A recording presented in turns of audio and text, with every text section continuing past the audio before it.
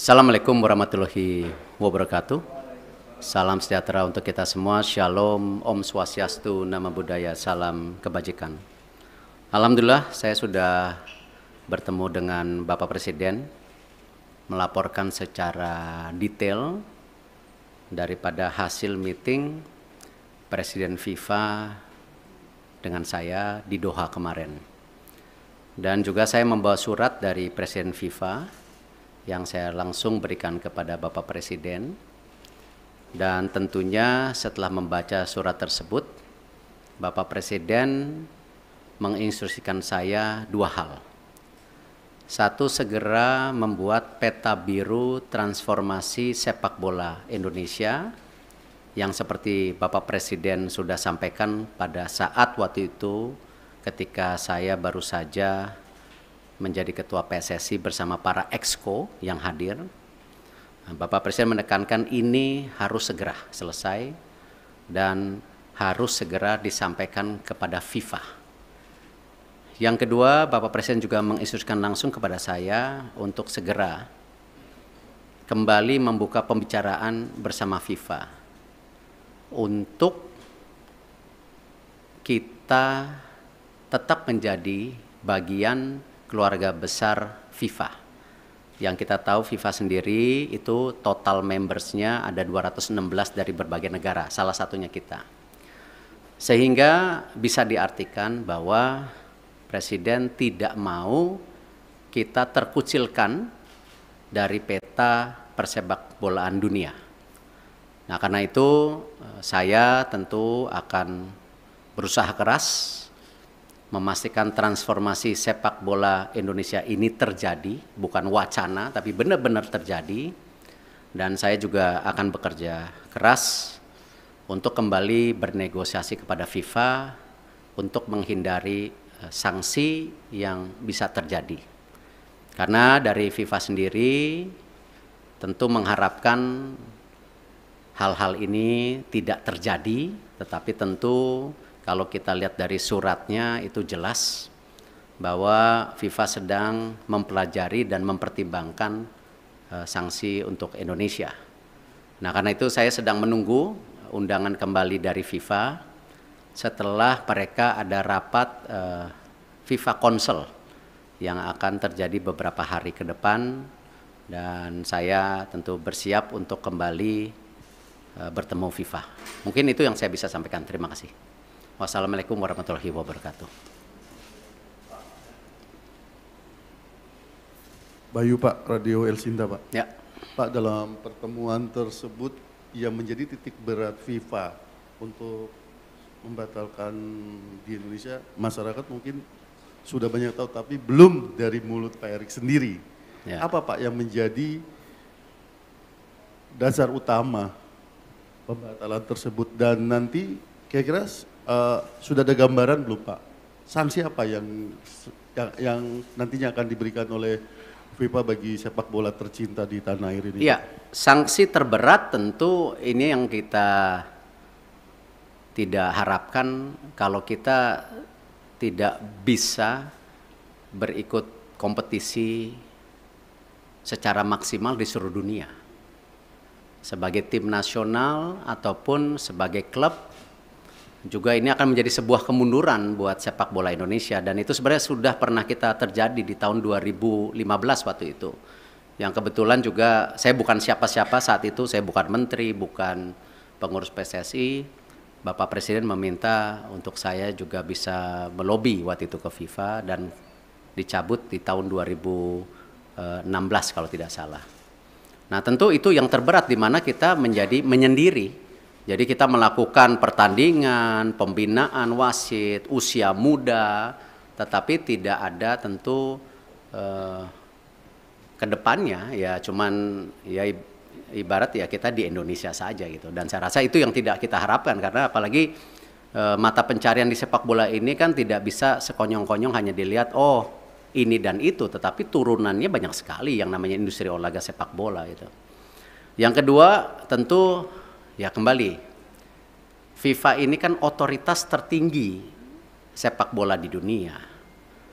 Tentu dengan segala keberatan-keberatan yang sudah ya disampaikan itu, nah tentu ya FIFA melihat ini sebuah, ya kalau dibilang sebuah intervensi, ya kan lihat kalau banyak sekali FIFA itu menghukum ketika ada intervensi government gitu, tetapi di sini juga kan bentuknya intervensi, dan di dalam tentu host kontrak sebagai negara dan host city kontrak ya yang ditanda tangan itu kita menjamin keamanan salah satunya.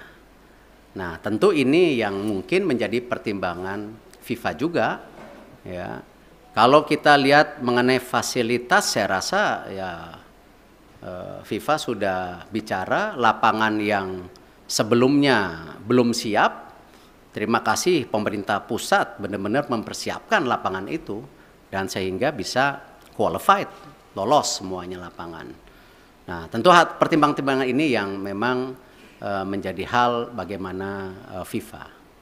Khusus untuk sanksi tentu juga ada sanksi ringan ya seperti administrasi atau pergantian apa saya belum tahu lah. Cuman yang penting jangan yang sangat berat lah karena ini salah satu saya rasa saya nggak baca suratnya Presiden FIFA kepada Bapak Presiden, mungkin ya salah satunya Presiden FIFA mempertanyakan ini transformasi sepak bola Indonesia serius atau tidak. Makanya Presiden langsung menginstruksikan saya segera menyelesaikan peta biru sepak bola Indonesia untuk disampaikan di FIFA. Mungkin ada kaitannya dengan surat tersebut, saya nggak dapat soalnya isi suratnya gitu. Itu yang pasti.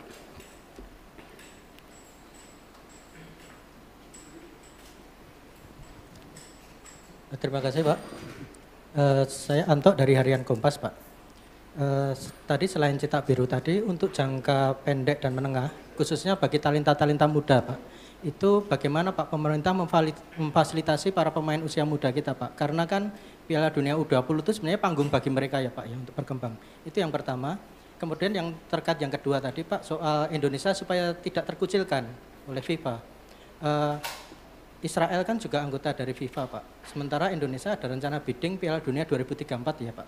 Itu gimana Pak kelanjutannya? Karena presidennya udah ada di sini Pak. Kalau ini tidak dibenahi sikap tegas kita terhadap memposisikan Israel itu nanti akan terulang lagi kayak ini Pak. Terima kasih Pak Erik.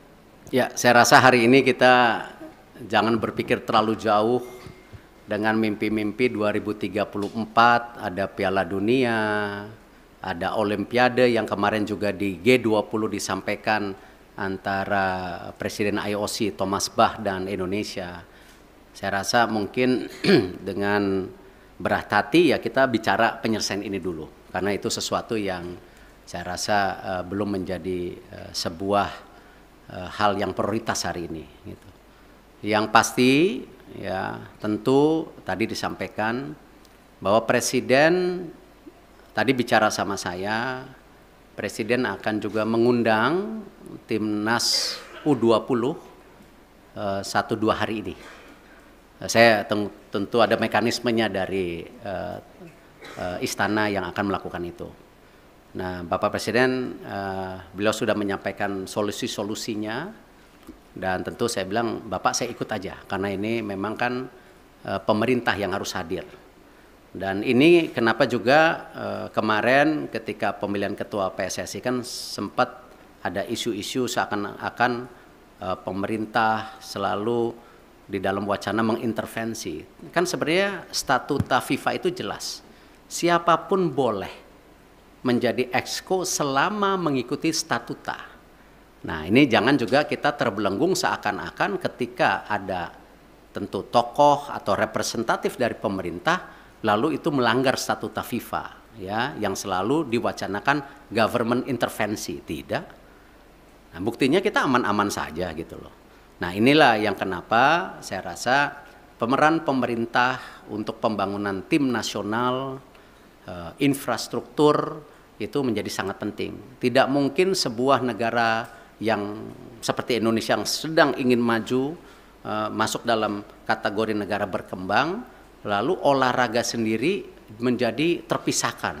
Ya tidak mungkin karena ini bagian dari tadi bagaimana kita membentuk yang namanya dorongan supaya apa? Terciptanya olahraga yang baik gitu. Dan ini yang kenapa kita selaraskan semua program ini secara bersama-sama gitu.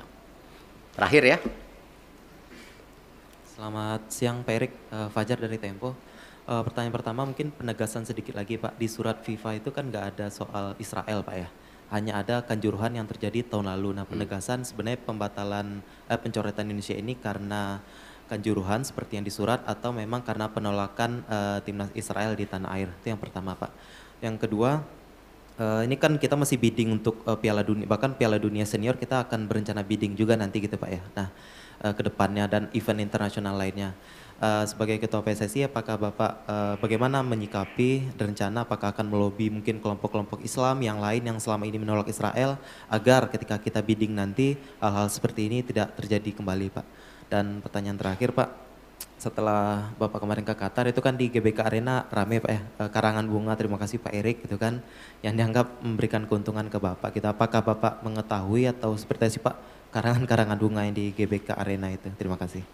Ya kalau masalah karang bunga, waktu saya bersih-bersih Garuda juga dikirimin karangan bunga gitu.